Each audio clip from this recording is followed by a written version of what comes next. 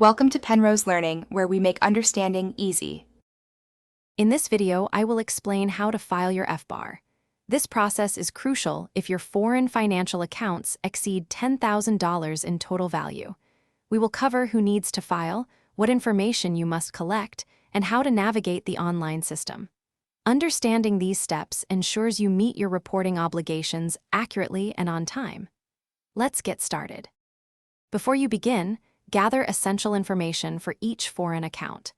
This includes the name and address of the financial institution, your account number, and the maximum value held in the account during the reporting period. Remember to convert foreign currency to US dollars using the Treasury's exchange rate. Having these details ready will streamline the filing process significantly. Now, let's complete Form 114, the Report of Foreign Bank and Financial Accounts. You will enter your personal details first, then add each foreign account one by one. Be meticulous when entering account numbers, institution names, and maximum values. Double-check every field for accuracy to avoid errors. This step is vital for a correct submission. After reviewing everything, electronically sign and submit your Form 114 through the BSA e-filing system.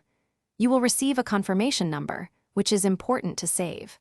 Always retain a copy of your submitted FBAR and all supporting documentation for at least 5 years. This ensures you have proof of compliance if ever needed. Congratulations, you've filed your FBAR. Thanks for watching. If this was helpful, leave a like and consider subscribing. See you next time.